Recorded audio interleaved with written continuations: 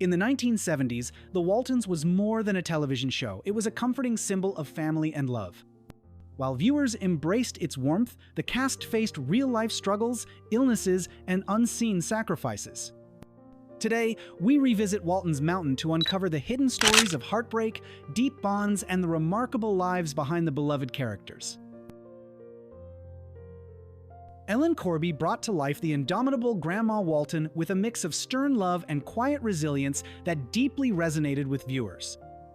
But behind her Emmy-winning performance lay decades of anonymity and struggle in Hollywood. Before fame came knocking, Ellen toiled as a script supervisor, a script girl, as they were once called, always present but seldom acknowledged, quietly making male directors' visions possible. Her personal life mirrored this sense of invisibility. After a brief, unfulfilling marriage, she remained unmarried and childless, yearning for the kind of family she would later embody on screen. But Ellen found solace and companionship in her lifelong friend and housemate, Stella Lucetta, a former stand-in turned gardener, with whom she shared over 45 years of partnership. Though they never publicly declared the nature of their relationship, their bond was deep, affectionate, and enduring, far more meaningful than the roles Hollywood allowed women like Ellen to play. In 1976, Ellen suffered a massive stroke that paralyzed one side of her body and impaired her speech. Most thought her career was over. But true to the spirit of Esther Walton, she returned to the series frail but determined, speaking fewer lines, each one imbued with quiet power. Her whispered plea, "Pray, pray, pray," in the Pearl Harbor episode didn't come from a script, it came from her battered heart, and it shook the nation. Will Geer, the lovable Grandpa Walton with the twinkling eyes and sage wisdom, lived a life far more radical than most of his fans ever realized. A trained botanist, a Shakespearean actor, and a passionate activist, Geer was blacklisted during the Red Scare for refusing to cooperate with the House Un-American Activities Committee. He lost roles, reputation, and financial security, but never his dignity. Rather than retreat, he planted seeds of resistance.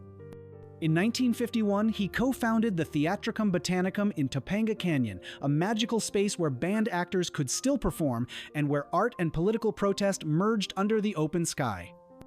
He was a fierce environmentalist, a pro-labor advocate, and a man of many loves, including a quiet, long-term romantic friendship with Harry Hay, the founder of the modern gay rights movement. Their bond, though often left out of public obituaries, was foundational in the early days of queer liberation. By the time he joined the Waltons, Geer had survived professional exile and personal pain. He infused Grandpa Zebulon with humor, compassion, and defiance. Even in his final episodes, filmed shortly before his death in 1978, he radiated warmth. He died surrounded by family, flowers, and unfinished dreams, not rich in money, but rich in integrity. Ralph Waite's portrayal of John Walton Sr., the hard-working, devoted patriarch, resonated deeply with a generation of Americans who saw in him the father they wished they had. Yet, Ralph's own journey was marred by loss and reinvention. Originally a minister, Waite had a master's degree in divinity from Yale and preached with conviction until the death of his beloved daughter Sharon at just 9 years old. Devastated, he abandoned the church, disillusioned by a God who seemed silent in the face of such agony. Acting became his second calling, a sanctuary where he could channel his grief into creation. The Waltons gave him not just a role, but redemption. Behind the scenes, he struggled with alcoholism and the scars of grief, but he remained a generous presence on set, mentoring the younger cast and listening like a true father would. In later years, he became politically active, running for Congress as a Democrat in California's 37th District. Though he never won office, his campaigns were driven by compassion and idealism, the same traits that defined John Walton. Waite passed away in 2014, still admired and deeply loved by his television family. His legacy was not just in what he portrayed, but in what he overcame. Ronnie Clare Edwards stole every scene she was in as Corabeth Godsey, the prim and proper yet wildly dramatic wife of Ike. Her exaggerated airs and suppressed passions provided a brilliant counterbalance to the stoic Waltons, and fans adored her for it. But behind the character's flourish was a woman too often boxed in by typecasting. Ronnie, who had a razor-sharp wit and a passion for storytelling, spent much of her post-Waltons career performing in regional theater, writing essays, and creating deeply personal one-woman shows. In her memoir, The Knife Thrower's Assistant, she chronicled her life in Hollywood with humor and candor, revealing the many indignities faced by women who refused to fit the mold. Later in life, she bought and restored an old church in Dallas, transforming it into a home filled with books, art, and memories, a quiet sanctuary that reflected her creative soul. She lived alone, by choice, surrounded by the things she loved. Ronnie died in her sleep in 2016, never married, never forgotten a woman who played Corby with such fire, because she understood, perhaps too well, the ache of wanting to be more than society allows. As Ike Godsey, the kindly shopkeeper of Waltons Mountain, Joe Connley became a symbol of small-town decency and old-fashioned values. But off-screen, Connley was a shrewd businessman with a fierce work ethic. When acting jobs were scarce, he turned to real estate, eventually managing a successful portfolio that made him wealthier than many of his co-stars, though it came with stress and long hours. He never saw himself as a star. Acting, he once said, was simply a wonderful part-time job, but the public disagreed. His portrayal of Ike, humble, good-hearted, slightly bumbling, made him beloved in millions of households. He showed that you didn't have to be loud or handsome to be unforgettable. In his final years, Joe faced the heartbreaking onset of dementia, which slowly stole the memories he had once helped others make. He died surrounded by family, remembered for his generosity and humor, and for reminding us that small roles can carry enormous weight. Before the Waltons ever welcomed her gentle presence, Mary Jackson lived the life of an ordinary woman with extraordinary hopes. A high school teacher turned actress, she chased her passion for performance at a time when most women her age were expected to settle into domesticity. It was a brave and lonely road, paved with forgotten parts in soap operas, uncredited appearances in films, and regional theater that barely paid the bills. But then came the Waltons, and with it, Emily Baldwin, the soft-spoken, perpetually wistful spinster devoted to her sister and memories of a lost love. Mary's portrayal gave quiet dignity to a woman written in shades of longing and restraint. There was never mockery in her performance, only tenderness. Off-screen, Mary was married for an astonishing 68 years to Griffin Bancroft Jr., a quiet man who supported her dreams without fanfare. Their marriage, like her performances, was steady, gentle, and beautifully understated. She never became a Hollywood star, but she became something far rarer, a permanent part of America's emotional memory. If Emily Baldwin was the romantic heart, Mamie Baldwin was the genteel backbone. Helen Cleb, who portrayed her with winking warmth and old-world charm, lived much of her own life in the margins respected but rarely recognized. A widow and a working mother, Helen fought for stability in an industry that prized youth and novelty. She acted in radio, theater, and television for decades, often cast as teachers, aunts, or nosy neighbors, always vanishing into roles that left no lasting fame. But in the Waltons, she finally found a lasting place.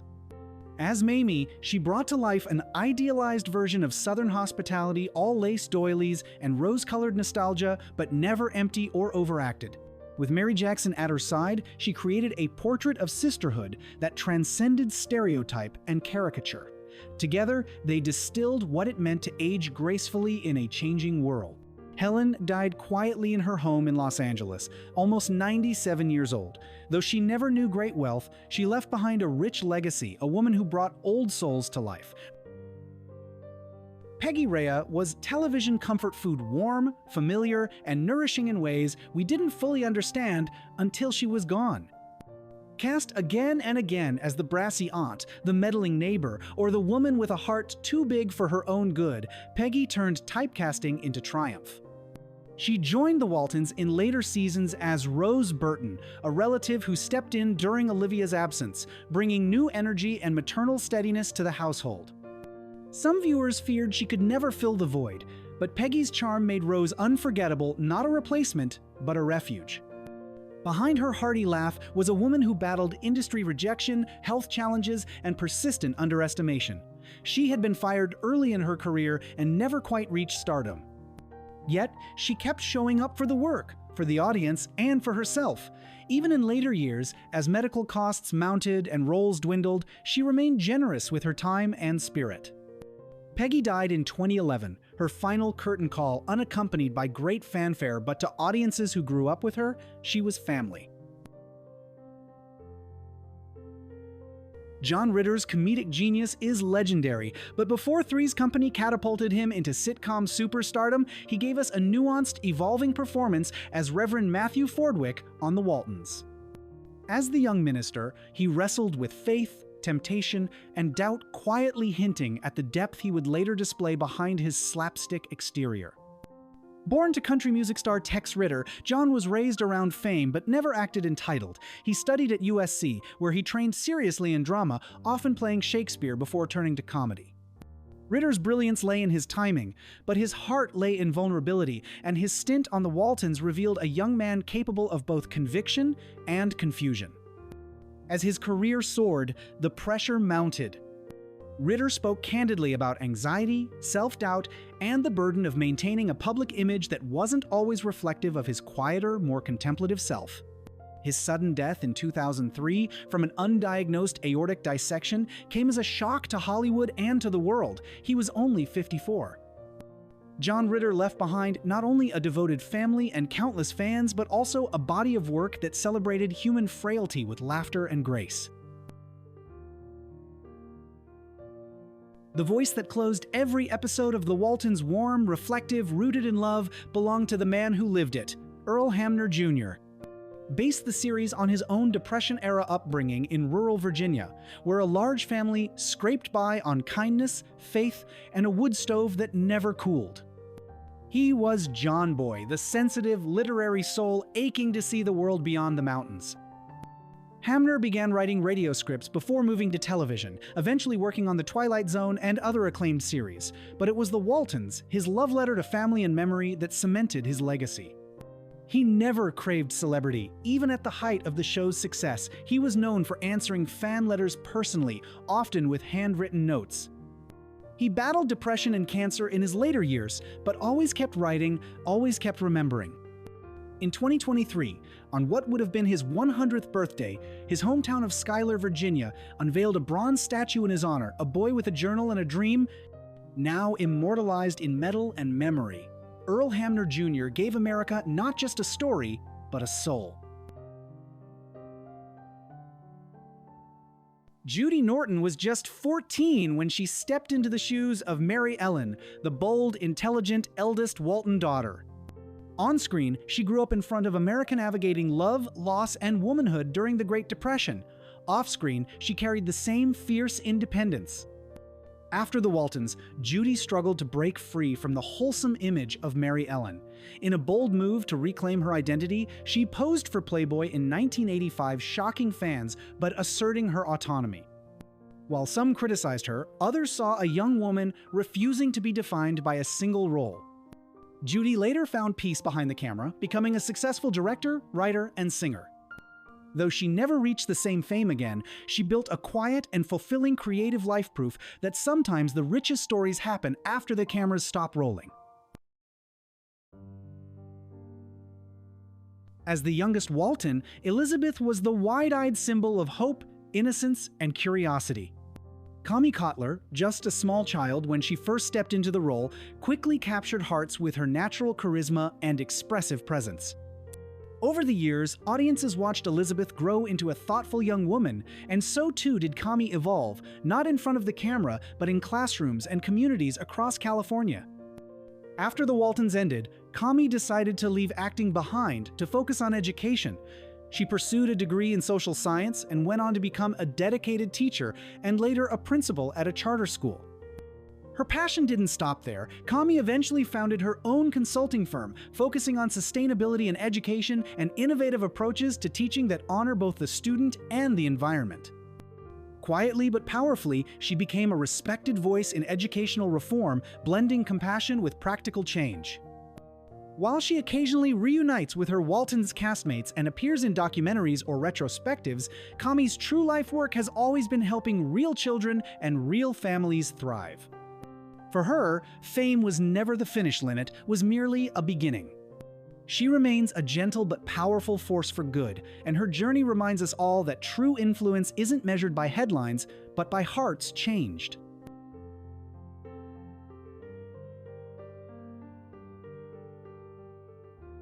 Jim Bob Walton was a boy of big dreams and busy Hansa future pilot, with a tinkerer's soul.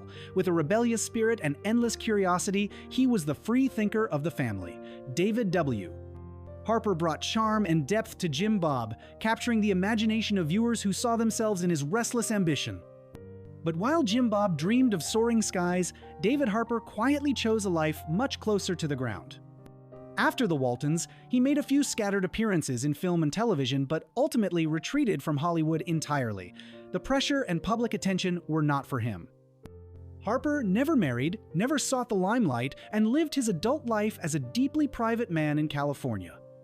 He worked in business, avoided the press, and focused on spiritual reflection, a life of quiet contemplation rather than noise. Though he rarely speaks publicly, those who know him describe him as kind, humble, and wise beyond his years. He's still in touch with his Walton siblings, but avoids reunions unless invited personally.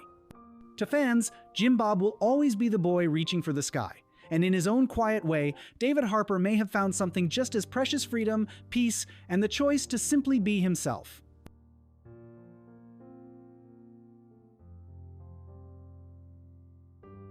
As Jason Walton, John Wamsley was more than just a character, he was the beating heart of the Waltons. Sensitive, soulful, and musically gifted, Jason gave the show its emotional rhythm, often using music to express what words could not. John, who was raised in the US, after being born in Lancashire, England, wasn't just acting, he was a real-life musician with deep talent and creative spirit.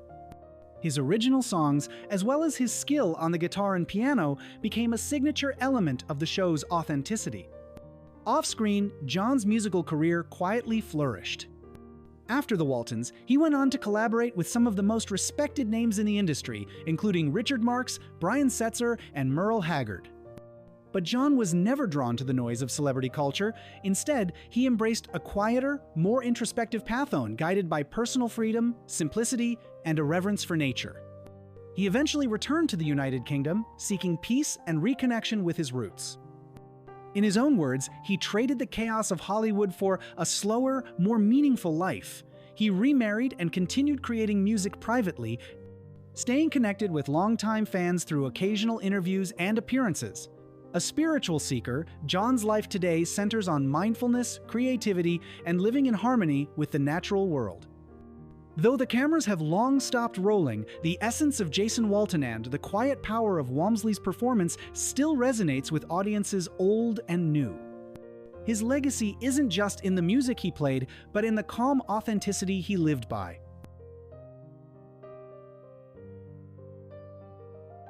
Ben Walton was the industrious Santh one, always working on a project, chasing a business venture, or looking out for his family's future. Eric Scott, who played him, gave Ben a likable sense of realism. He was clever but grounded, ambitious, yet still part of the close-knit Walton dynamic. Viewers connected to Ben's determination and practicality, traits that Eric himself would embody in real life after the series ended. Rather than stay in Hollywood, Eric chose a life of stability and quiet resilience. He became the owner of a successful private courier business in Southern California, building a career that had nothing to do with scripts or spotlights. But behind that professional success was a story of immense personal loss. In the early 1990s, his first wife, Teresa, tragically passed away from leukemia, leaving Eric a widower with a newborn daughter. In a move that echoed the values of his on-screen family, Eric stepped back from public life to raise his daughter as a single father, fully dedicating himself to being present. Eventually, he remarried and rebuilt a life anchored in love and gratitude. He remains a loving husband, devoted father, and a respected member of the Waltons' legacy. Though he no longer acts, Eric occasionally appears at reunions, sharing heartfelt stories about the impact the show had on him and how it continues to shape his understanding of family, faith, and resilience. Eric's journey is one of grace under pressure. He didn't just survive fame, he quietly transcended it, finding meaning in the simple act of showing up for the people he loves.